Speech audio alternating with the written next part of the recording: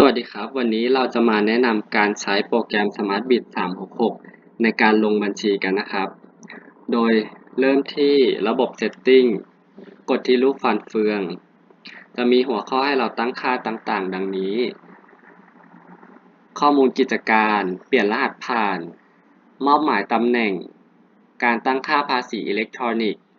ตั้งค่าคอนฟิกบริษัทสร้างและแก้ไขรายงาน Diagram Action Flow Organization Chart โดยถ้าเราต้องการแก้ไขให้เราคลิกเข้าไปและเพิ่มข้อมูลกดบันทึกเป็นต้นต่อมาที่ระบบข้อมูลพื้นฐานมีเมนูต่างๆให้เราเพิ่มและแก้ไขดังนี้รายชื่อสินค้าและวัตถุดิบรายชื่อลูกค้าและผู้จำหน่ายแผนก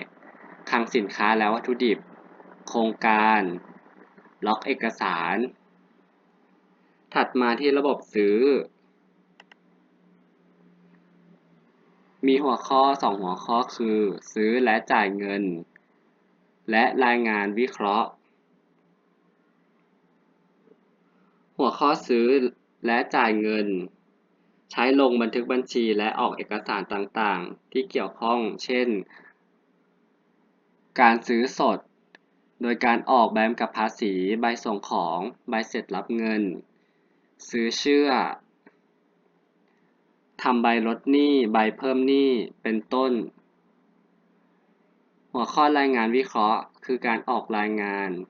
เช่นรายงานยอดสินค้าคงเหลือรายงานการ์ดเจ้าหนี้รายงานภาษีซื้อเป็นต้นถัดมาที่ระบบการขายมีหัวข้อคือขายและรับเงินรายงานวิเคราะห์โดยหัวข้อขายและรับเงินใช้บันทึกบัญชีที่เกี่ยวกับการขายและออกเอกสารที่เกี่ยวข้องเช่นขายสดออกใบกำกับภาษีใบส่งของใบเสร็จรับเงินขายเชื่อจัดทำใบวางบิล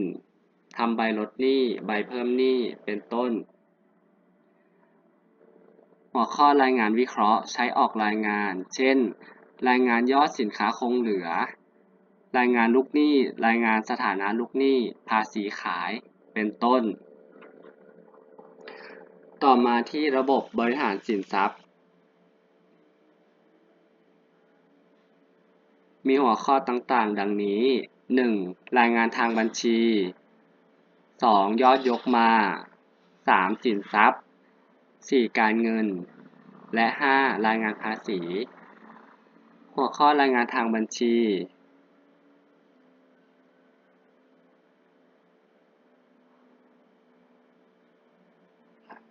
ใช้ออกรายงานที่เกี่ยวข้องเช่นบัญชีแยกประเภทงบทดลองงบกำไรขาดทุนและการปิดบัญชีเป็นต้นยอดยกมาใช้บันทึกยอดยกมาเช่นยอดยกมาบัญชีแยกประเภทยอดยกมาของสินค้าและบริการเป็นต้นหัวข้อสินทรัพย์ใช้บันทึกบัญชีสินทรัพย์และคำนวณค่าเสื่อมราคาหัวข้อการเงินใช้บันทึกบัญชีเกี่ยวกับการฝากเงินถอนเงินการโอนเงินเป็นต้นหัวข้อรายงานภาษีใช้รายงานภาษีเช่นรายงานพกด.1 พกด.2 พกด.3 เป็นต้น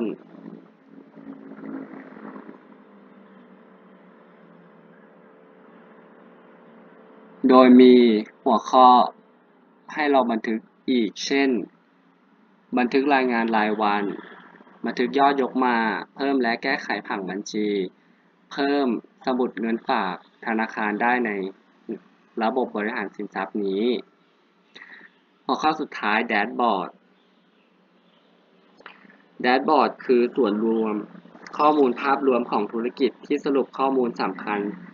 จากส่วนต่างๆมาไว้ในหน้าเดียวโดยประกอบด้วย4ส่วนคือบัญชีเจ้าหนี้บัญชีลูกหนี้ภาพรวมและการเงิน แดชบอร์ดช่วยให้เราเห็นภาพชัดตัดสินใจไวเพราะสรุปตัวเลขที่สำคัญมาไว้ในหน้าเดียวโดยไม่ต้องไปดู